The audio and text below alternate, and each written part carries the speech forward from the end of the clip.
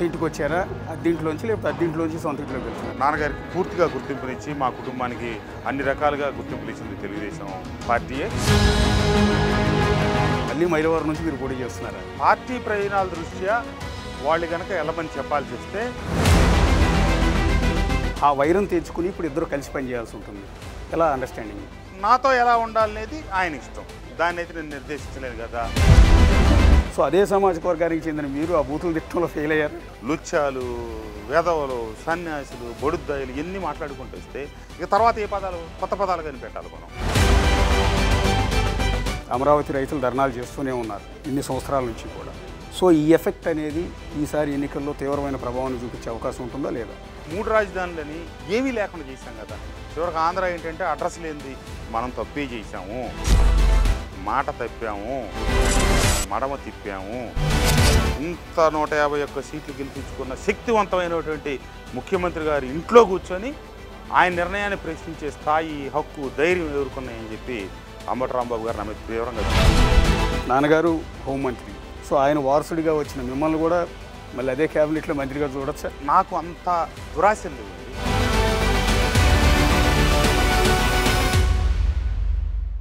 Mylavaram MLA వసంత కృష్ణప్రసాద్ గారు ప్రస్తుతం మనకు అందుబాటులో ఉన్నారు. అంటే ఇప్పుడు సొంత ఇంటికి వచ్చారా, అద్దీంట్లోంచి లేకపోతే అద్దీంట్లోంచి సొంత ఇంట్లోకి వెళ్తున్నారు? వాస్తవంగా చెప్పాలంటే నాన్నగారి రాజకీయ ప్రస్థానం కాంగ్రెస్ పార్టీలో మొదలైందండి 1968, 67 ప్రాంతాల్లో. అంటే నేను పుట్టడానికి కూడా చాలా పూర్వం. తర్వాత కాంగ్రెస్లోనే కొనసాగారు. తరువాత 80-80ల్లో నాన్నగారు 72లో తొలిసారి ఎమ్మెల్యే అయిన తర్వాత మళ్ళా 81లో ఇండిపెండెంట్గా సమితి పోటీ చేయటం, సమితి ప్రెసిడెంట్గా కావటం. అప్పుడే 82-83లో తెలుగుదేశం ఏర్పడేటప్పుడు తెలుగుదేశం పార్టీలో ఒక ఇండిపెండెంట్ సమితి ప్రెసిడెంట్గా తెలుగుదేశం పార్టీలో చేరి వ్యవస్థాపకుల్లో ఒకరిగా పనిచేస్తూ ఎన్టీ రామారావు గారితో అత్యంత సాన్నిహిత్యంగా ఉంటూ మళ్ళీ 83, 85, 89 దాకా అక్కడ కొనసాగి, ఒక రకంగా చెప్పాలంటే నా చిన్నతనం ఊహ వచ్చి కొద్దిగా ఇదే క్రమం అంతా నాన్నగారు తెలుగుదేశంతో ఉన్నారు. ఖచ్చితంగా నాకు ఓటు వచ్చి తొలిసారి ఓటు వినియోగించుకునే పరిస్థితి వచ్చేటప్పటికి నాన్నగారు పార్టీని వీడటం, కాంగ్రెస్ పార్టీలో చేరటం. ఇక ఆ తర్వాత వారసత్వంగా నాన్నగారు ఉన్నారు కాబట్టి నాన్నగారితో కూడా పని చేసుకుంటా అట్లనే అయిపోవటం. తర్వాత 99లో నేను తెలుగుదేశం నుంచి కాంగ్రెస్ నుంచి పోటీ చేయటం. అక్కడ ఆ క్రమంలో ఈ దేవినేని వాళ్ళకి మాకు కొంత ఉద్రిక్త వైఖరులు, వాతావరణం ఏర్పడటం. దానివల్ల ఇక వాళ్ళు అటు ఫిక్స్ అయిపోయారు, మేము ఇటు ఫిక్స్ అయ్యాం. ఎప్పుడు ఇక మళ్ళీ తిరిగి నాన్నగారికి మంత్రిగా రాష్ట్రంలో అంతకుముందే ప్రత్యేకాంధ్ర ఉద్యమ నాయకుడిగా వసంతనాయక సార్కి రాష్ట్రంలో గుర్తింపు ఉంది. చిన్న వయసులో 26 సంవత్సరాల వయసులో శాసనసభ్యుడైన రికార్డు కూడా ఆయన పేరిటే చాలా కాలం ఉంది. అన్ని గుర్తింపులు ఉన్నా అంతకు మించి వసంత నాగేశ్వరరావు అంటే ఈ రోజుకు కూడా ఎంతమంది హోంమంత్రులు మారినా మాజీ హోంమంత్రి వసంత నాగేశ్వరరావు అనే పేరు నాన్నగారికి స్థిరపడిందంటే అది నాన్నగారికి పూర్తిగా గుర్తింపునిచ్చి మా కుటుంబానికి అన్ని రకాలుగా గుర్తింపులు ఇచ్చింది తెలుగుదేశం పార్టీయే. ఎన్టీ రామారావు గారితో కూడా నాన్నగారు అత్యంత సన్నిహితంగా ఉండేవారు. మా 3 అక్కల పెళ్ళిళ్ళు పెద్ద ఆయన దగ్గర కూర్చొని స్వయంగా నిర్వహించారు క్రతు. సరే, తర్వాత నాన్నగారికి వారికి మరి ఏమి వచ్చిందో దూరం అయ్యాం.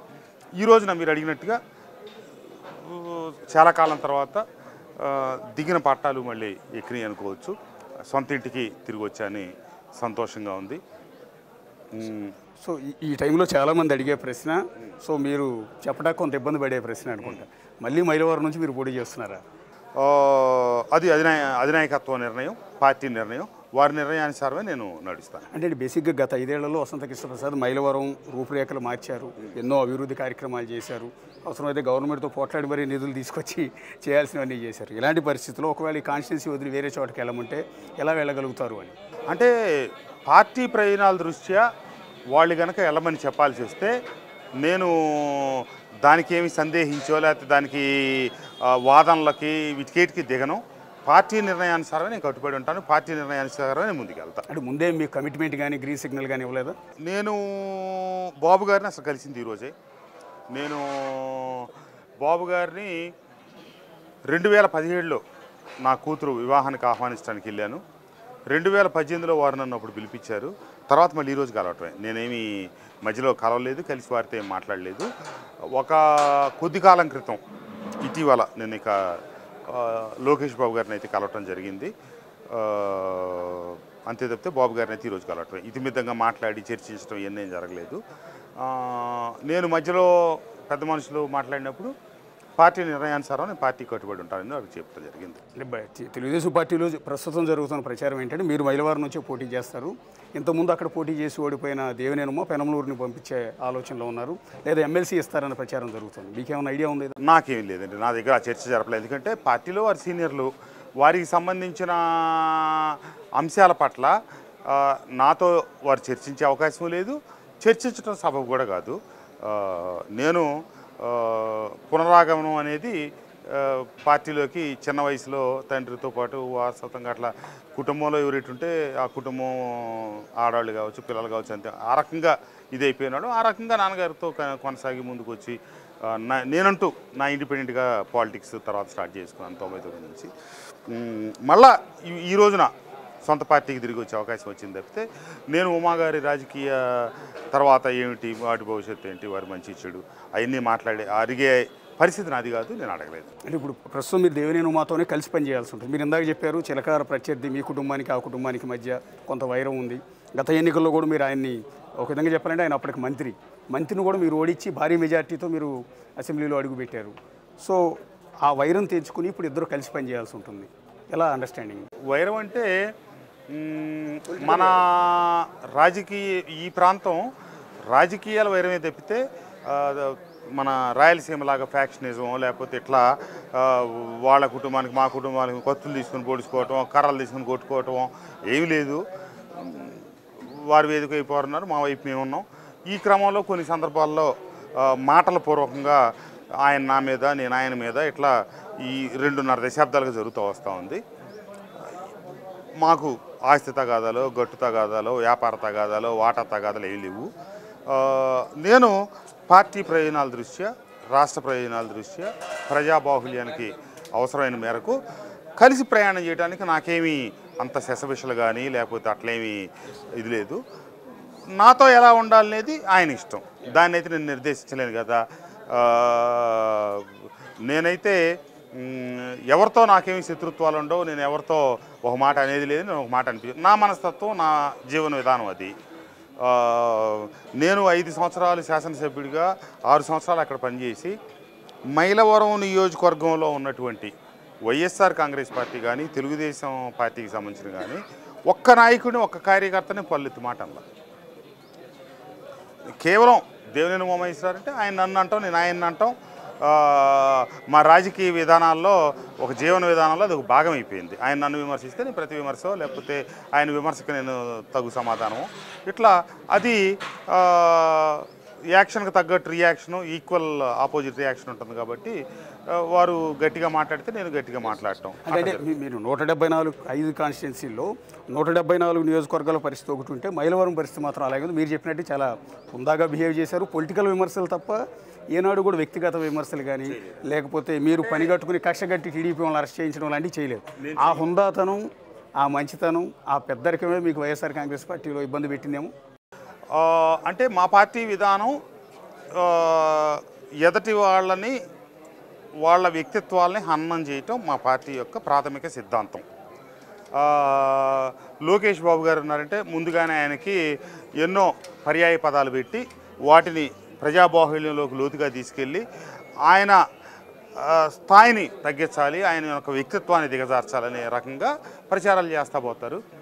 ఎన్నో సంవత్సరాల సుదీర్ఘ రాజకీయ అనుభవం కలిగి తన తండ్రికి సమవయస్కులయ్యి వారితో ఇద్దరు ఒకే పర్యాయం శాసనసభలో అడుగుపెట్టిన సుదీర్ఘ రాజకీయ నేపథ్యం కలిగిన వ్యక్తులను కూడా ఏ మాట అయినా అనటానికి, ఏ మాట అయినా అనిపించడానికి వెరవని మనస్తత్వం జగన్మోహన్ రెడ్డి గారిది. ఇటు పరిస్థితులు వేరు, అటు పరిస్థితులు వేరు. అక్కడున్న వేదిక మీద నుంచి ఎవరైనా కూడా ఒక కుదురుగా ఉండటాన్ని సమాజం ఈరోజు ఊహించుకోలేకపోతా ఉంది. అంతటి ఇబ్బందికరమైన పరిస్థితులు ఉన్నప్పటికీ నేను వీలున్నంత వరకు సంయమనంతో, ఎన్నిసార్లు గిచ్చి నువ్వు అనన్నా కూడా సంయమనం పాటించాం. కొన్ని సందర్భాల్లో తప్పదు కదండి, కొన్ని అంతే తప్పితే చిన్న విమర్శలు పెద్ద విమర్శలు కొంతవరకు మాట్లాడాం తప్పితే వాటిని పరిధులు దాటి గీతలు దాటి ఇప్పుడు ప్రవర్తించలేదు. ఆ ప్రవర్తించే మనస్తత్వం మీరు 5 ఏళ్లలో చంద్రబాబు నాయుడిని ఏ రోజు కూడా మీరు అధికార పార్టీలో ఉన్నారు, ఎమ్మెల్యేగా ఉన్నారు, అది కూడా రాజధాని ప్రాంతంలో ఎమ్మెల్యేగా ఉన్నారు, కానీ చంద్రబాబు నాయుడిని పల్లెత్తి మాటలా ఇది కూడా కొంత జగన్ గారి నుంచి ఇబ్బందికరమైన పరిస్థితి ఏమైనా ఎదురైంది? అంటే ఆయన మొన్న నేను పోటీ చేయనని చెప్పిన తర్వాత నన్ను పిలిపించినప్పుడు ఆ ముందు పెద్దలతో నేను చెప్పానంటే ఆయన అసలు ఎక్కడ నన్ను ఓన్ చేసుకోవట్లేదు, నాకు వ్యతిరేకంగా చెప్పే వాళ్ళని ఆయన ఓన్ చేసుకుంటున్నారు, అదే దూరంలో కొనసాగుతుందని చెప్పినప్పుడు వారు నన్ను అడిగారు, నేను నిన్ను ఎట్లా ఓన్ చేసుకుంటాను, నువ్వు చంద్రబాబు నాయుడిని తిట్టావా, లోకేష్ని తిట్టావా, లేకపోతే ఇంకెవరన్నా విమర్శించకపోగా నువ్వు బయటికి వెళ్ళి నేను విమర్శించను అని మీడియాతోనే చెప్తా ఉన్నావు, మరి నేను నిన్ను ఎట్లా ఓన్ చేసుకుంటా అనేది ఒకటి. 2, నువ్వు అక్కడ గ్యాప్ ఇచ్చావు కాబట్టి నీ స్పేస్ని ఆక్యుపై చేయడానికి వచ్చి పనిలో పనిగా నిన్ను కూడా తిడుతున్నారు మనోళ్ళు, అంటే ఇది మా పార్టీలో ఉన్న వ్యతిరేకులు.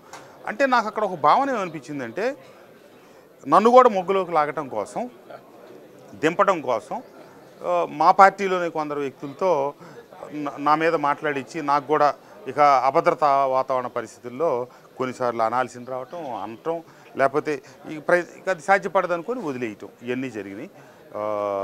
మొన్న చివరి సందర్భంలో ముఖ్యమంత్రి గారిని కలిసినప్పుడు కూడా అదే నేను చెప్పాను కదా, నేను ఓన్ చేసుకోలేదన్నావంట, నేను నిన్ను ఎట్లా ఓన్ చేసుకుంటాను, నువ్వు ఆయన్నాను ఈయన్నాను, రాబోయే రోజుల్లో ఎమ్మెల్యేలు ఇవ్వాలన్నా సీట్లు, ఎంపీ సీట్లు ఇవ్వాలన్నా స్పష్టంగా ఫుల్లు పాయింట్ కూడా పోకుండా నేను చెప్తా ఉన్నా. రాబోయే రోజుల్లో నేను మన వాళ్ళకి చెప్తున్నా, ఎమ్మెల్యే సీట్లు, ఎంపీ సీట్లు తిట్టన వాళ్ళకి నేను ఇవ్వను. అసలు ఎమ్మెల్యే సీట్లు, ఎంపీ సీట్లు తిట్టిన వాళ్ళకి ఇవ్వనప్పుడు ఇక రాజ్యసభ సీట్లు, మంత్రి పదవులు ఘనా పార్టీలకి తప్పితే ఇవ్వని పరిస్థితి. ఇక దీంట్లో ఈ తిట్లలో ఘనా పార్టీలు కావాలి. వాళ్ళు ఎవరు ఈరోజు రాష్ట్రం చూస్తున్నారు, మీరు చూస్తున్నారు, మనం అందరం చూస్తున్నాం. అంటే వైఎస్ఆర్ కాంగ్రెస్ పార్టీలో స్ట్రాంగ్ పర్సన్ ఎవరన్నా ఉన్నారు అంటే పర్టికులర్గా కమ్మ సామాజిక వర్గం నుంచి కొడాలి నాని అంత స్ట్రాంగ్ పర్సన్ ఎందుకు అయ్యారు అంటే చంద్రబాబు నాయుడిని, ఆయన ఫ్యామిలీని ఇష్టం వచ్చినట్టు రోజు బూతులు తిట్టడం వల్ల. సో అదే సామాజిక వర్గానికి చెందిన మీరు ఆ బూతులు తిట్టడంలో ఫెయిల్ అయ్యారు, మీకు చేత కాలేదు. అంటే చేత కాలేదంటే కొన్ని విలువలకు కట్టుబడి ఉన్నాం, కొన్ని పద్ధతుల్లో ఉన్నాం. ఇప్పుడు నేను ఇక్కడ ఉన్న రాజకీయ విమర్శ చేస్తాను తప్పితే ముఖ్యమంత్రి గారిని వ్యక్తిగతంగా ఏ రకంగా దూషించను, దానికి నేను పూర్తి విరుద్ధం. నాకు బాబు గారిని ఈరోజే కలిశాను, నేను లోకేష్ గారిని కొద్ది కాలం క్రితం కలిశాను. అంటే నేను ఈ పార్టీలో నుంచి బయటికి రావాలనుకున్నప్పుడు కొందరు పెద్దలు నన్ను బాబు గారి దగ్గర తీసుకెళ్ళడం జరిగింది, చంద్రబాబు గారి దగ్గర, లోకేష్ బాబు గారి దగ్గరికి. దాదాపు గంట పైన మేము కూర్చున్నాం, చాలా విషయాల పట్ల చర్చించుకున్నాం. ఆ చర్చించుకునే సందర్భంలో రకరకాల వ్యవహారాల్లో ఒక 7-8 సందర్భాలు పైగా జగన్మోహన్ రెడ్డి గారి ప్రస్తావన వచ్చింది. దురదృష్టకరం ఏంటంటే చిన్న వయస్కుడైనప్పటికీ తనని అంత వ్యక్తిత్వ హననం చేస్తా అతనికి ఎన్నో పర్యాయ పదాలు పెట్టి వాటి ద్వారా మనం పైశాచికానందం పొందే వైఎస్ఆర్ కాంగ్రెస్ పార్టీ అధినాయకుడి గురించి తను 8 సార్లు 9 సార్లు లేకపోతే 7 సార్లు 9 సార్లు కూడా జగన్మోహన్ రెడ్డి గారు అనే సంబోధించాడు తప్పితే ఒక్కసారి కూడా జగన్ రెడ్డి లేకపోతే అస్సలు ఒక్క పదం కూడా తగ్గి పాపం తను మాట్లాడలేదు. నేను మొట్టమొదటిసారి కలవటం లోకేష్ బాబుని, అంతకుముందు ఎప్పుడు నేను కలవలేదు, తొలిసారి కలిశాను. నాకు ఆశ్చర్యం వేసింది, మా నాయకత్వం, మా పార్టీ ఇప్పుడు దాకా ప్రొజెక్ట్ చేసినది, చూపించింది క్యారెక్టర్ ఏంటి, ఈరోజు మనకు బయటికి కనిపిస్తున్న క్యారెక్టర్ ఏంటి అన్నది నాకు టోటల్గా. అంటే ఇక్కడ కొన్ని బ్రాకెట్లు, కొన్ని గతాలు కూడా నా మధ్యలో కూడా మెదిలినాయి. ఎందుకంటే మైలవరం నియోజకవర్గంలో ఒక కోణం అంతా వసంత కృష్ణప్రసాద్ ఏంటంటే, లేదా నందిగామ నియోజకవర్గంలో వసంత కృష్ణప్రసాద్ ఏంటంటే పుట్టినప్పటి నుంచి చూసిన నా వాళ్ళకి, లేదా గత 6 సంవత్సరాల నుంచి చూసిన మైలవరం వాళ్ళకి ఒక వర్గం నా మీద బ్రాండ్ వేసి చూపించడమే నా వ్యక్తిత్వాన్ని. నా వ్యక్తిత్వం ఏంటనేది నేను చెప్పుకునే పని లేదు. వసంత కృష్ణప్రసాద్ నా కాళ్ళు పట్టుకుంటే పార్టీలో చేర్చుకున్నా, లేదా వసంత కృష్ణప్రసాద్ ఇట్లా అంతేగాని వసంత కృష్ణప్రసాద్ని తనేదో కోణంలో చూసి ప్రొజెక్ట్ చేయటమే కానీ రియాలిటీ అనేది లేదు. ఆ విషయంలో లోకేష్ గారిని చూశాక నాకు మరోసారి నిరూపణ అయింది. అతని సంస్కారానికి ఖచ్చితంగా చిన్న వయసు, నాకంటే చాలా చిన్నోడై ఉంటాడు నేను అనుకోవటం, మరి ఎంతో నాకు కరెక్ట్ వయసు తెలియదు కానీ 15 సంవత్సరాలు చిన్నోడు. ఆ మాటకు వస్తే జగన్మోహన్ రెడ్డి గారు కూడా నాకంటే 2 సంవత్సరాలు 2.5 సంవత్సరాల పైనే చిన్నవాళ్ళు, కానీ అధినాయకుడిగా, పార్టీ బాధ్యులుగా, ముఖ్యమంత్రిగా వారిని గౌరవిస్తా అన్నా అని సంబోధించేవాడిని. ఏమున్నప్పటికీ దిగజారుతాం దిగజారుతాం దిగజారుతాం. ఎక్కడికి దిగజారుతాం? ఎదుగుదాం ఎదుగుదాం ఎదుగుదాం, ఎక్కడికైనా ఎదగొచ్చు. విలువలు ఎందుకు తగ్గించుకోవాలి? ఇప్పుడు లుచ్చాలు, వేదవలు, సన్యాసులు, బొడుద్దాయిలు ఇవన్నీ మాట్లాడుకుంటూ వస్తే ఇక తర్వాత ఏ పదాలు, కొత్త పదాలు కనిపెట్టాలి మనం. అందుకని దానికి కొంచెం దూరంగా ఉంటాం. ఇప్పుడు గడిచిన కొద్ది రోజుల నుంచి నేను ప్రధానమైన టార్గెట్ అయ్యాను. మా పార్టీ నుంచి సీట్ ఇస్తా అన్నా, వనరులు సమకూరుస్తా అన్నా వద్దు, నాకు నేను ఈ వేదికని ఇష్టపడలేదని బయటకు వచ్చినందుకు. నేను కొత్త వేదికలోకి, కొత్త పార్టీలోకి వస్తూ ఉన్నా కాబట్టి అక్కడ కొంతమంది అత్యుత్సాహం ఉన్నవాళ్ళు కావచ్చు, లేకపోతే స్వామి భక్తిని ప్రదర్శిద్దాం అనుకునే కొందరు చేసే రకరకాల ప్రయత్నాలు ఏమున్నప్పటికీ నా విధి విధానాలు మటుకు మారవు. నేనేమైతే నిర్ణయం తీసుకొని ఈ 6 సంవత్సరాల కాలంలో ఒక వ్యక్తిని తిట్టకూడదు. నందిగామ నుంచి మైలవరానికి వస్తే మనం గౌరవించి మన కోట్లేసి గెలిపించిన వాళ్ళని మనం ఏమనకూడదనే విధానానికి కట్టుబడి ఏమున్నానో దానికే నేను ఉంటాను. ఇప్పుడు ఇవాళ రేపు ఈ ఇంత విచ్చలవిడి ప్రజాస్వామ్యంలో, ఈ మితిమీరిన సోషల్ మీడియా ప్రవాహంలో ఏదో ఒకటి అంటానే ఉంటారు. ఇవాళ రేపుడికి ఉండదు, రేపుడిది ఎల్లుడికి ఉండదు. ఏమైనా మనం స్థిరంగా ఉండాలి కాబట్టి నన్ను ఎవరైనా అన్నా అవన్నీ నేను పట్టించుకోను. కలిసే వెళ్తాను, కలిసే ప్రయాణం చేస్తాను. మీరు తెలుగుదేశం పార్టీలో చేరుతున్నారేమో కానీ మైలవరం నుంచి చూడండి ఎంతమంది వచ్చారు మీ ఇంటి దగ్గరికి. ఎక్కడ మైలవరం రకరకాల వెల్కమ్ చెప్పడానికి ఎంతమంది. మీకు తెలుగుదేశం పార్టీ నుంచి వ్యతిరేకత కానీ లేదు, మీరు పార్టీలో చేరుతుంటే వ్యతిరేకించే వాళ్ళు ఎక్కడ కూడా పెద్దగా ఏం కనిపించట్లా. కానీ మీరు వైసీపీ నుంచి వీడుతున్న తరుణంలో ఎదురుదాడి అక్కడ నుంచి మొదలైంది. యాక్చువల్లీ మీరు ఒకవేళ ఆ పార్టీలో ఉండున్నా అదే మైలవరం సీటు వైసీపీ నుంచి మీకు ఇచ్చి ఉండేవాళ్ళు కదా. నాకు ఇచ్చారు. నాకు ముఖ్యమంత్రి గారే స్వయంగా చెప్పారు. దాంట్లో ఇప్పుడు చాలామంది కాపు రామచంద్రారెడ్డి గారి దగ్గర చిత్రాలంతా టికెట్లు రాక పార్టీలు వదిలేసేవాళ్ళు, లేకపోతే సర్దుకుపోయేవాళ్ళు, లేకపోతే ఎమ్మెల్సీలు. అదే నాకు స్వయంగా ముఖ్యమంత్రి గారు చెప్పారు, నా టికెట్ కన్ఫామ్ కాలేదు, నా టికెట్ ఏమో అని ఎవరు చెప్పలేదు. కానీ నేను రాను, నాకు వద్దు, నేను సిద్ధంగా లేను, ఇది సిద్ధం సభ అని చెప్పిన తర్వాత కదా వాళ్ళు సమన్వయకర్తన వేసుకుంది. అందువల్ల నాకేమి టికెట్ ఇవ్వనని వాళ్ళు చెప్పలేదు. ఆ విషయంలో జగన్మోహన్ రెడ్డి గారు నన్నే మోసం చేయాల. టికెట్ ఇస్తా ఉన్నారు, నేను 5 సంవత్సరాల కాలం పనిచేసినందుకు నువ్వే ముందుకు పోన్నారు. కానీ ఆ విధానాలు నచ్చక నేనే వెళ్ళదలుచుకోలేదు. నేనే ఆ వేదిక నుంచి బయటకు వచ్చేదా. మీరు అధికార పార్టీ ఎమ్మెల్యేగా బేసిక్గా ప్రతిపక్ష నాయకుడి నుంచి మీకు ఇబ్బందులు ఉంటాయి. దేవినేని ఉమా కంటే కూడా మీకు పర్టికులర్గా జోగి రమేష్ నుంచి ఎక్కువ ఇబ్బందులు ఫేస్ చేసినట్టున్నారు కదా. చాలాసార్లు మీరు సీఎంఓకి, సీఎం గారికి కూడా నన్ను ఇక్కడ పనిచేసుకొని ఇవ్వట్లేదు, జోగి రమేష్ ఇబ్బంది పెడుతున్నారు అనేది జరుగుతున్న వాస్తవాలన్నీ నేను హైకమాండ్కి ఎప్పటికప్పుడు తెలియపరిచానండి. సుబ్బారెడ్డి గారికి తెలియపరిచాను, సజ్జల రామకృష్ణారెడ్డి గారికి తెలియపరిచాను, పెద్దిరెడ్డి రామచంద్రారెడ్డి గారికి తెలియజేశాను, ముఖ్యమంత్రి గారికి కూడా సాక్షాత్తు తెలియజేశాను. వీళ్లల్లో పెద్దిరెడ్డి రామచంద్రారెడ్డి గారు అయితే చాలా ఘాటుగా స్పందించారు. ఎవరి నియోజకవర్గంలో వాళ్ళు పనిచేసుకుంటే తప్పితే ఒకళ్ళ దాంట్లో ఒకళ్ళు ఏలు పెడితే ఊరుకోనని చెప్పి. వారు ఇన్ఛార్జిగా ఉన్నంతకాలం ఒక రకంగా నడిచింది వ్యవహారం. వారు ఇక్కడ నుంచి ఇన్ఛార్జిగా వెళ్ళిపోయి వేరే చోటకి వెళ్ళిన తర్వాత ఇక్కడ ఇట్లాంటి శక్తుల్ని ఎవరిని ఎక్కడ ఉండాలో అక్కడ ఉంచే పరిస్థితులు తప్పిపోయినాయి. ఇక అదుపు తప్పిపోయి ఒకళ్ళ దాంట్లో ఒకళ్ళు ఏళ్ళు పెట్టడం, దూరటం, ఇబ్బంది పెట్టడం, ఇక ఈ బూతులు తిట్టట్లేదు. వీళ్ళే పోయి చెప్తారు 2 సంవత్సరాల ముందు నుంచి ఇక్కడ పోటీ చేయడం ఉండడం అసలే ఉండదు. అక్కడ శారద గారు ఉండడం పోతాడు. వాళ్ళకి నచ్చని వాళ్ళు అక్కడ కాంగ్రెస్ పార్టీలో గ్రూపులు, వర్గాలు, హైదరాబాద్లో ఒక వర్గం, విజయవాడలో ఒక వర్గం, కడపలో ఒక వర్గం, ఢిల్లీలో ఒక వర్గం, గల్లీలో ఒక వర్గం, ఎన్నో వర్గాలు, గ్రూపులు, తగాదులు ఉండేవి. ప్రాంతీయ పార్టీల్లో కూడా కోటరీ సిస్టంలు వచ్చి ఇప్పుడు ముఖ్యమంత్రి గారు వారి చుట్టూ గిరిగీసుకొని లోపల కూర్చున్నారు. వాళ్ళ ఆయన గారి కళ్ళకి కనిపించేటట్టుగా కొన్ని, ఇది ఆయన చెవులకి వినిపించేటట్టుగా కొన్ని, ఆయనకి సువాసనలే వచ్చేటట్టుగా కనిపించేటట్టుగా కొన్ని చెప్పి ఆయనకు వాస్తవాలు కనపడని స్థితిని కొంత కల్పించారు. అక్కడ వారు దాంట్లోనే ఉన్నారు. ఇంటెలిజెన్స్ రిపోర్ట్స్ అని చెప్పుకోవటం తప్పితే వాటిని కూడా ప్రభావితం చేసి ముఖ్యమంత్రి గారి దగ్గర కొందరికి వ్యతిరేకంగా, వాళ్ళకు అనుకూలంగా మార్చుకొని నివేదికలు పెట్టించుకోగలిగే స్థితికి కొంతమందికి ఎదిగారు. ఇవన్నీ కూడా పార్టీకి ఇబ్బంది. ఇప్పుడు ఈ రకమైన పరిస్థితుల వల్ల పార్టీకి ఇబ్బంది, ఇక్కడ నాయకత్వాలకి పనిచేసే వాళ్ళకి ఇబ్బంది. ఇప్పుడు 6 ఎంపీలు పార్టీ మారారు, తెలుగుదేశం పార్టీలోకి వస్తున్నారు. ఇవాళ కూడా కొంతమంది చేరుతున్నారు. వేమిరెడ్డి ప్రభాకర్ రెడ్డి కావచ్చు, లావు కృష్ణదేవరాయలు కావచ్చు, ఇట్లాంటి దాదాపు 6 ఎంపీలు లెక్క వస్తూ ఉన్నారు. రఘురామ కృష్ణరాజుతో కూడా కలిస్తే మీతో పోలిస్తే ఒక 5-6 ఎమ్మెల్యేలు కూడా వస్తున్నారు. ఇంత భారీ స్థాయిలో ఒక పార్టీ నుంచి ఇంకో పార్టీలోకి ఎన్నికలకు ముందు మారిన సందర్భాలు ఎప్పుడన్నా చూసారా? స్పెసిఫిక్గా నాకు గుర్తులేదు. గతంలో జరిగి ఉండొచ్చు, జరగకపోవచ్చు, లేకపోతే భవిష్యత్తులో జరగకపోవచ్చు. ఇక్కడైతే విధానాలు నచ్చక అంటే నిదానంగా మనం నియంతృత్వంలోకి వెళ్తా ఉన్నాం ప్రజాస్వామ్యం నుంచి అనే ఒక భావనతోనే వీళ్ళందరూ వస్తున్నారని నేనైతే అనుకుంటాను. మీరు కమ్మ సామాజిక వర్గం కాబట్టి ఆ పార్టీలో కమ్మ వాళ్ళ మీద ఆ రకమైన వివక్ష ఏమన్నా కనిపించిందా? వివక్ష అంటే ఏ వర్గానికి ఆ వర్గంలో పెద్దోళ్ళు ఉంటారు, పైనుంచి కింద దాకా ఉంటారు. పెద్ద దాంట్లో మంచోళ్ళు ఉంటారు, పెద్ద దాంట్లో చెడ్డోళ్ళు ఉంటారు. కానీ మీకు నచ్చిన వాళ్ళే గొప్పోళ్ళు అని ప్రొజెక్ట్ చేయటాన్ని నేనైతే సమర్థించను. మీ సామాజిక వర్గానికి మొత్తానికి ఈయనే మీకు ప్రధానమైన నాయకుడిగా వాళ్ళు ప్రొజెక్ట్ చేయకూడదు కదా. కమ్మ సామాజిక వర్గం వాళ్ళ నాయకుడు ఎవరనేది వాళ్ళు ప్రొజెక్ట్ చేసుకోవాలి.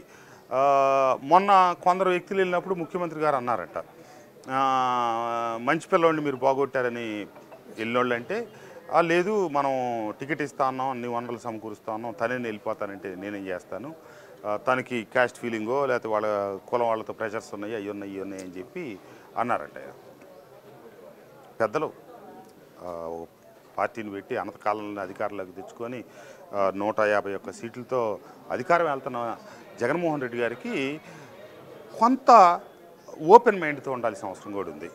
ఎందుకంటే 2018లో చంద్రబాబు నాయుడు గారు ముఖ్యమంత్రిగా ఉండి ఒక సంవత్సరం ముందే నన్ను పిలిపించి, కృష్ణప్రసాద్ నువ్వు మా పార్టీలోకి రా, నీకే సముచిత స్థానం ఇచ్చి ఏదో సీట్ ఇచ్చి నిన్ను ఇది చేపిస్తాం, పతిపాటి పుల్లారావు గారితో నువ్వు ఫాలో అని చెప్పి వారు చెప్తే, నేను కాదు కూడదు, ఒక్క అవకాశం ఇవ్వమని నేను వస్తున్నాడు యువకుడు, ఏదో ఉత్సాహంగా ఇంకా అభివృద్ధి చేస్తారనే ఉద్దేశంతో నేను వచ్చి సంవత్సరం ముందే మైలవరంలో వైఎస్ఆర్ కాంగ్రెస్ పార్టీ పగ్గాలు తీసుకొని ప్రభుత్వానికి వ్యతిరేకంగా బలమైనటువంటి అప్పటికి 4 పర్యాయాలు గెలిచి 5వ పర్యాయం ఎన్నికల్లో నిలబడుతున్నటువంటి దేవినేని ఉమామహేశ్వరరావు గారికి వ్యతిరేకంగా అక్కడ పోరాటం చేసి కేసులు పెట్టించుకొని నానా గొడవ, అడుగేస్తే గొడవ. నేను పెట్టించే సగటు ఫ్లెక్సీ ఏజీ 2 నుంచి 4 గంటల నుంచి 6 గంటలే. అది నిద్ర చేసేది కదా ఫ్లెక్సీ, కొత్త ఫ్లెక్సీ తెచ్చి కడితే. అట్లాంటి పరిస్థితులన్నింటిని అధిగమించి 151 గెలిచాక 151 గెలిచామనుకున్నాం. కానీ 2018లోనో లేకపోతే ఎన్నికలకు ముందో 151 వస్తే నీ రాష్ట్రంలోనో ఎవరు ఊహించలేదు కదా. ఆ రకంగా ఎంతో కష్టపడి గెలిచిన మాకు ఆ 151 సీట్లే వైఎస్ఆర్ కాంగ్రెస్ పార్టీకి శాపమైంది. ఎందుకంటే కష్టపడి గెలిచిన వాళ్ళ విలువలు ఆ గాలిలో కొట్టుకుపోయినాయి. ఇక అంతా గాలివాటంగా వచ్చారులే అనే ఒక ధోరణి ఏర్పడింది. సరే, నేను గతంలోనే చెప్పాను, ఇప్పుడు చెప్పాను, రేపు చెప్తాను. గెలుపుకి అభ్యర్థికి కావాల్సిన వాటిలో 95% ఓట్లు ఖచ్చితంగా పార్టీయే ఉంటాయి. 90, 95, 92, 93, 96 ఒక్కొక్క నియోజకవర్గంలో ఒక్కొక్క రకంగా ఉంటాయి. మిగిలిన 100కి రీచ్ అవ్వడానికి, ఆ గోల్ రీచ్ అవ్వడానికి అభ్యర్థి, అతని వ్యక్తిత్వం, అక్కడ పనిచేసుకునే విధానం, కలుపుకెళ్ళే విధానంతోనే ముందుకెళ్ళాలి. ఆ రకంగా మేము చాలా కష్టపడ్డాం. కానీ మా విజయాలకి 100 కోట్ల లింగాల్లో ఒక బోల్డ్ లింగాలుగా మిగిలేమని తప్పితే కష్టపడి గెలిచిన వాళ్ళ ఖాతాలు అయితే మేము ఎవరు రాలేకపోయాం. కాబట్టి ఆడింది ఆట పాడిందే పాటగా సాగిపోయింది. లాస్ట్ టైం 151 మంది గెలిచారండి, భారీ మెజార్టీ, ఎక్కడ రానంత భారీ మెజార్టీతో ప్రభుత్వాన్ని ఏర్పాటు చేశారు. ఈసారి సిచ్యువేషన్ ఎలా ఉండబోతుంది? మీరు ఆ పార్టీలో ఉండొచ్చారు, ఆ ప్రభుత్వంలో పనిచేసి వచ్చారు కాబట్టి మీకు పూర్తి ఐడియా ఉంటుంది. 100కి 100% కూటమి గెలుస్తుంది అనేది నా నిశ్చిత అభిప్రాయం. అంటే జనసేన టీడీపీ కూటమి, తెలుగుదేశం జనసేన రేపు కలిస్తే బీజేపీ కూడా గెలిస్తే ఆ కూటమి ఏమన్నా కానీ ఈ రోజుకి కూటమి అయ్యారు కాబట్టి ఆ కూటమి గెలుస్తేనే అభిప్రాయం. ఎందుకు 2019 ఎన్నికల్లో మీకు ఎన్నో వర్గాలు అత్యంత బలంగా మద్దతు ఇచ్చినాయి. ఇర్రెస్పెక్టివ్ ఆఫ్ క్యాస్ట్, ఎస్సీలు, ఎస్టీలు, మైనార్టీలతో పాటు, ప్రభుత్వ ఉద్యోగులతో పాటు, కాపు సామాజిక వర్గంతో పాటు, కమ్మ సామాజిక వర్గంతో పాటు అందరూ మీకు మద్దతు ఇచ్చింది. 151 సీట్లు గెలిపించింది.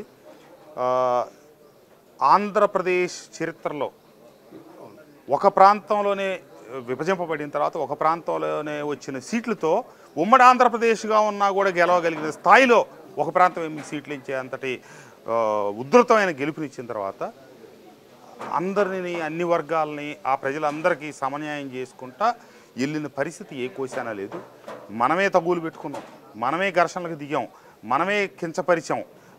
ఇప్పుడు తెలంగాణలో కేసీఆర్ గారు ఉన్నారు, ఈరోజు వారు గెలవచ్చు ఓడవచ్చు, కానీ ఆయన ఆంధ్ర వాళ్ళనో తెలంగాణ వాళ్ళనో వాళ్ళు తెలంగాణ వాళ్ళకి వచ్చిన దాకా పోరాడారు, వారి ప్రాంతాన్ని వారు అభివృద్ధి చేసుకోవడానికి ప్రయత్నించారు తప్పితే ఉద్దేశపూర్వకంగా ఏ వర్గాలని కించపరచలేదు, ఏ వర్గాలని ఇబ్బంది పెట్టిన దాఖలాలు లేవు. కానీ ఆంధ్రప్రదేశ్లో మటుకు వ్యాపార వర్గాలు ఇబ్బందులకు గురైనవి, ప్రత్యేకంగా కొన్ని సామాజిక వర్గాలని టార్గెట్ చేసి ఇబ్బంది పెట్టారు. వారికి ప్రత్యర్థిగా వస్తారని చెప్పి పవన్ కళ్యాణ్ గారిని, లోకేష్ గారిని ఏ రకంగా వ్యక్తిత్వ హననం చేశారో పవన్ కళ్యాణ్ గారిని కూడా అదే రీతిగా చేయడానికి ప్రయత్నించారు.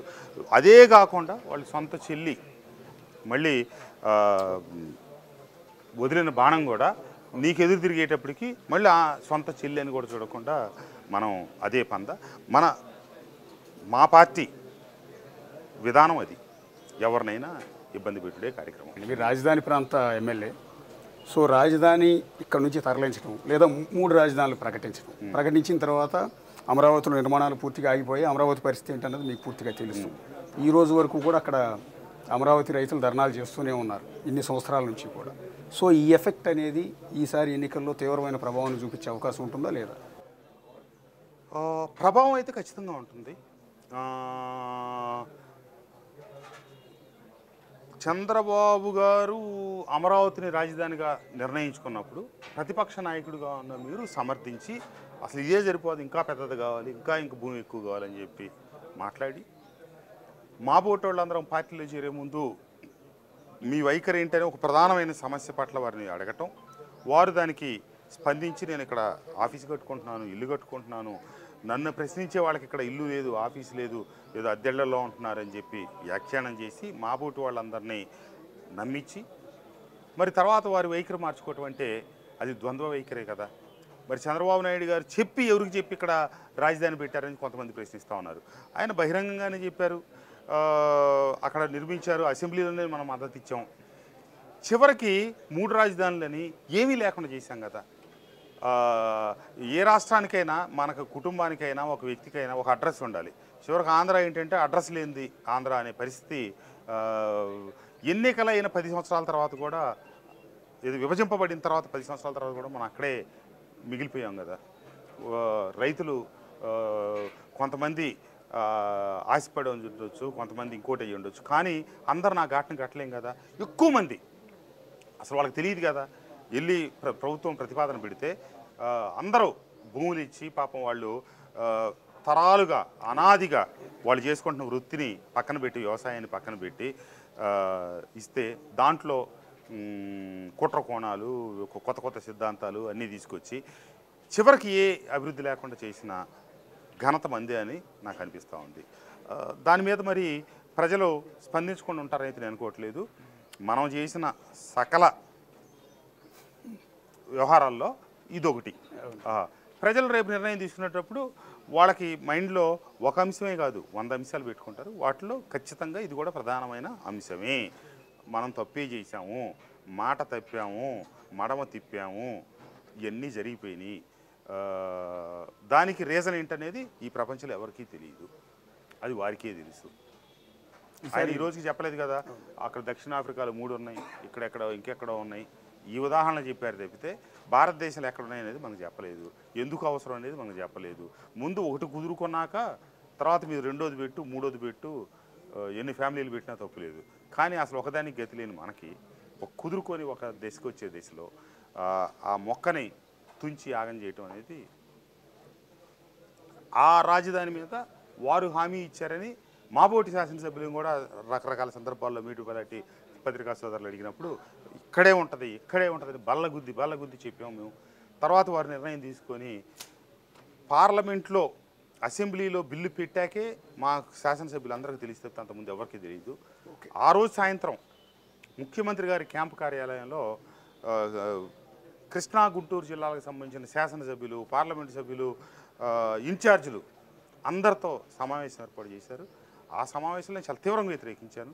ఈ నిర్ణయం ముఖ్యమంత్రి గారి గతంలో నేను ఒప్పుకున్నాను, ఇక్కడే ఉంటుందని చెప్పి మార్చుకున్న ఈ నిర్ణయం భవిష్యత్తులో పార్టీకి ఈ ప్రాంతానికి అందరికీ రాష్ట్రానికి తీవ్ర నష్టం అని చెప్పి నేను నొక్కి ఒక్కాణించడం.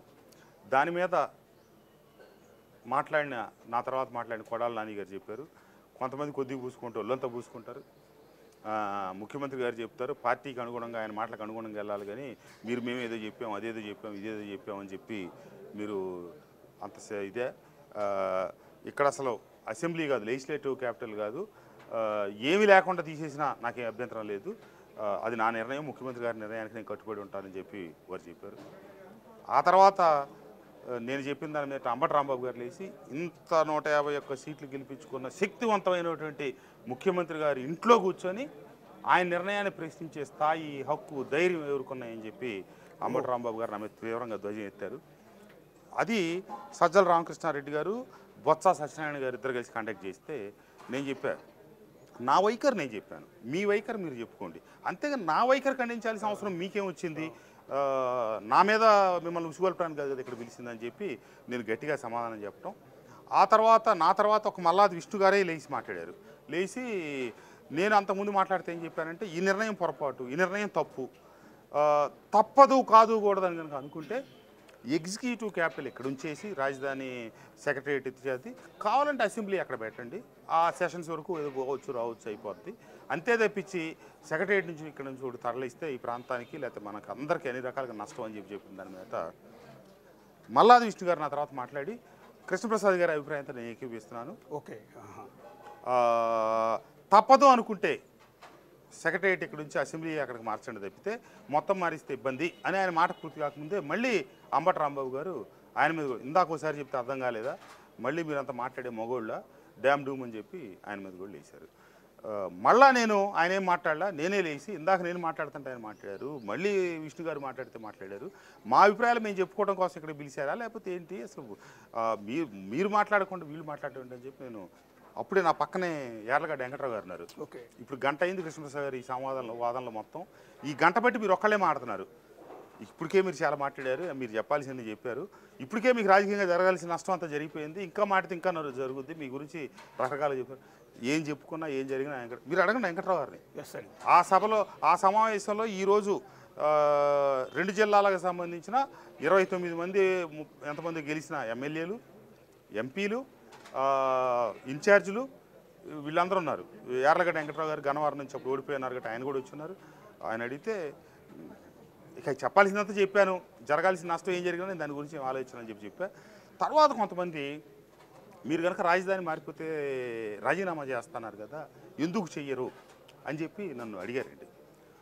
నేను ఒకటే చెప్పాను, రాజీనామా చేయటం ఏముంది, కొద్దిపాటి పని, అప్పుడే మనం ఎన్నికయ్యాం, నేను రాజీనామా చేస్తా, వెంటనే బై ఎలక్షన్ వస్తుంది, ప్రభుత్వానికి ఉన్నటువంటి మా రావణ సంతతి ఏమైతే ఉందో ఇంతమంది బలంగా ప్రభుత్వంతో ఉన్న ఆ కొత్తగా గెలిచి అసలు ప్రజావేదికను కూడా ఒక్క కాలుతో తన్ని ఒక రాజధాని అంత నిర్మాణం అయిన దాన్ని 3 రాజధానుల కింద మార్చిన మనం, నేను రాజీనామా చేసిన వల్ల మైలవరం నియోజకవర్గం ఖాళీ ఏర్పడి అక్కడ మళ్ళీ ఉప ఎన్నిక జరిగితే వారు పెట్టే అభ్యర్థిని ఏమైనా పెడతారు, 3 రాజధానులకు మద్దతుగా నేను పెడతాను అన్నారు. అమరావతికి వ్యతిరేకంగా అనుకూలంగా ఇటు ఒక అభ్యర్థి నిలబడితే ఆ మోకబలంతో కనుక ఈ అభ్యర్థి ఓడిపోతే, ఎందుకంటే ప్రభుత్వం చేతిలో పెట్టుకొని అధికార బలం, డబ్బు, ఈ బలాలతో కనుక అభ్యర్థి ఓడిపోతే మరి ఇంకా మనం ఆ వాదానికే ముప్పు నష్టం వాటిల్లే అవకాశం ఉంది కదా. అదిగాక రాజకీయాల్లో ఎలక్షన్లో పోటీ చేసి గెలవటాలు వీటన్నిటిని కూడా 5 సంవత్సరాల కాల పరిమితికి వ్యవధి కోసం నన్ను శాసనసభ్యుడిగా అనుకుంటే 6 నెలలకే నేను రాజీనామా చేసి తప్పుకోవటం అనేవాళ్ళకి తేలికే. ఇప్పుడు ఇవాళ రేపు సమకాలీన రాజకీయాల్లో ముందుకెళ్ళి సమన్వయపరుచుకొని గెలిచి బయటికి రావటం అంటే ఎంత కష్టంగా ఎంత క్లిష్టంగా ఉందో దిగిన వాళ్ళకి తెలుసు. తల్లుల్ని కించపరచడం కాదు కానీ ఆ తల్లులు నవమాసాలు పెంచుకుంటే ఈ ఎమ్మెల్యేలు ప్రజాప్రతినిధులు 5 ఏళ్ళు గడ్డు పరిస్థితులు ఎదుర్కోవటం, ఆ నెల రోజులు 2 నెలలు చెప్పనలవి కానీ మానసిక శారీరక ఎన్నో వ్యధలు అన్నీ అనుభవించి గెలుపుకి. కానీ కొంతమంది సోషల్ మీడియాలో ఫోన్లు పెట్టుకొని రాజీనామా చేయి, అది చేయి, ఇది చేయి అని చెప్పి ఆ ప్రాంతం కాని వాళ్ళు, ఆ నియోజకవర్గం కాని వాళ్ళు, ఆ పార్టీలు కాని వాళ్ళు ఇటు ఉంటే అటు అంటారు, అటు ఉంటే ఇటు అంటుంటారు. అటు నుంచి ఇటు రాళ్ళు వేస్తారు, ఇటు నుంచి ఇటు రాళ్ళు. ఇది మనం కూడా మనసు చంపుకొని ఆత్మను చంపుకొని పనిచేయడం జరుగుతుంది. ఏదేమైనా కూడా బాబు గారి నాయకత్వంలో రాష్ట్ర పునర్నిర్మాణం జరిగి రాష్ట్రం ఆంధ్ర అంటే అడ్రస్ లేనిది కాదు. ఆంధ్రాకి అమరావతి అనే ఒక అడ్రస్ ఉంది, దానికి ఒక రాజధాని ఉంది.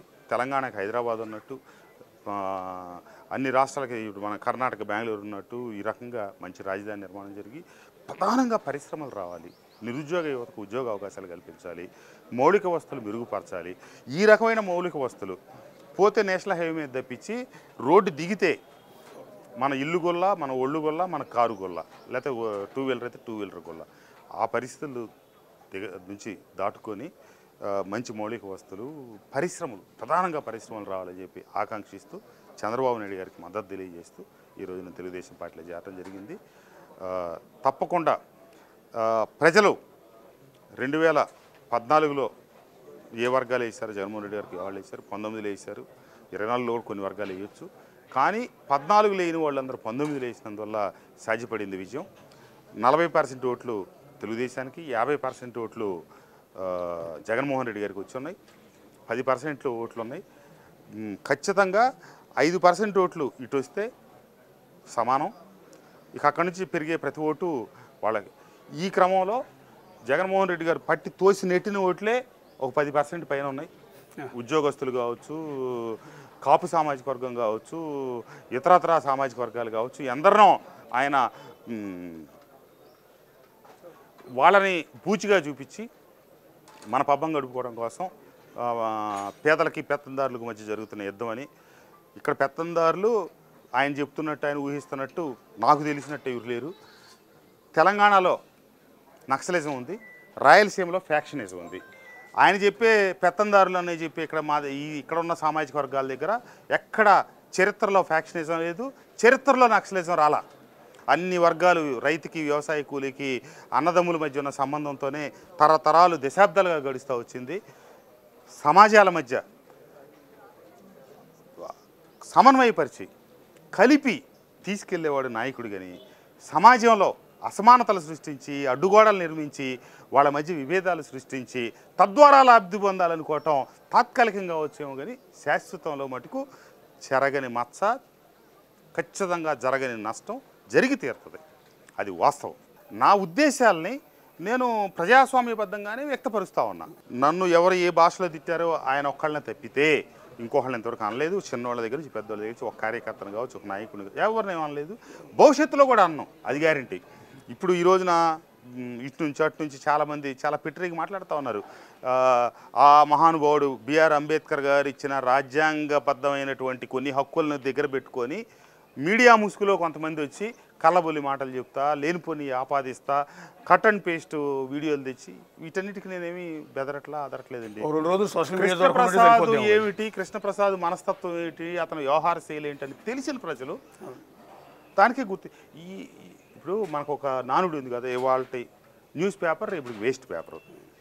ఈరోజు పొద్దున్న చూసిన వీడియో క్లిప్పింగ్ సాయంత్రానికి అసలు గుర్తు కూడా ఉన్న పరిస్థితి. అంత విచ్చలవిడితనంగా నడుస్తున్న ప్రతి ఫోను ఈరోజు మీడియానే.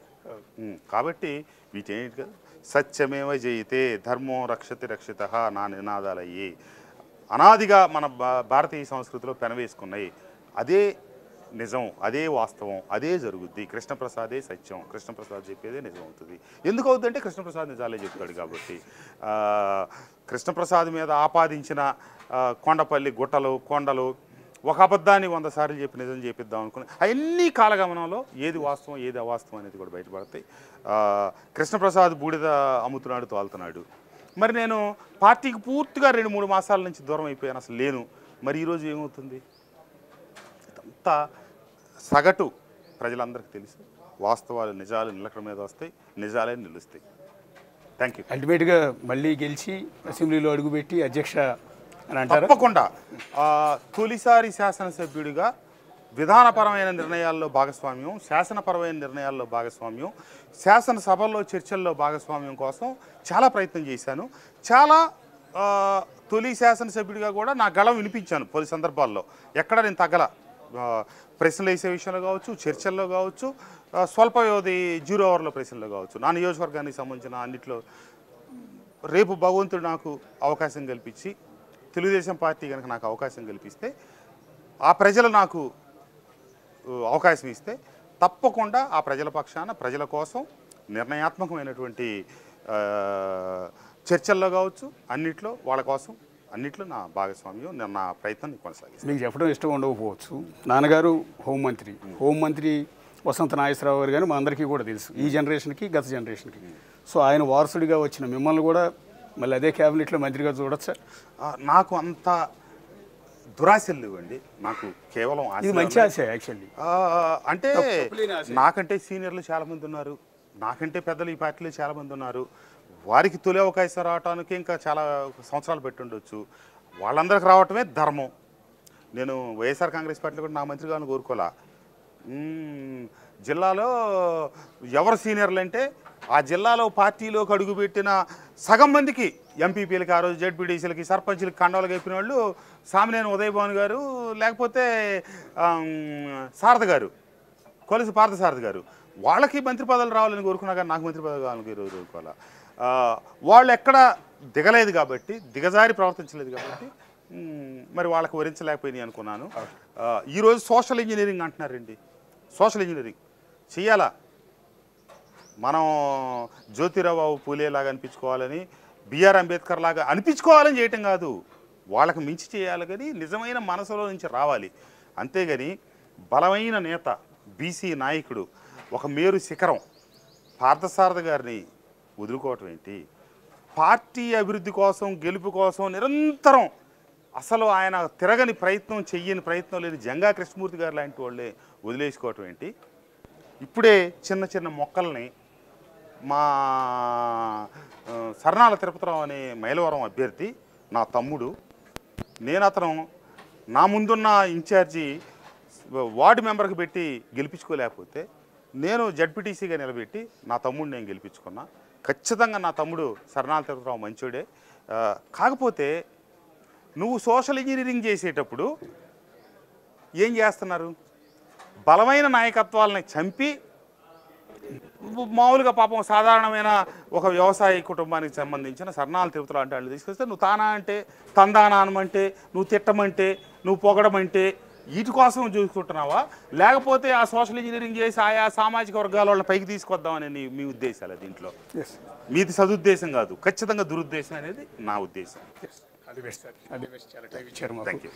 ఇది మైలవరం ఎమ్మెల్యే వసంత కృష్ణప్రసాద్తో నేనే ఎమ్మెల్యే, మరొక నాయకుడితో మరొక నియోజకవర్గంలో మళ్ళీ కలుద్దాం. అంతవరకు సైనింగ్ ఆఫ్.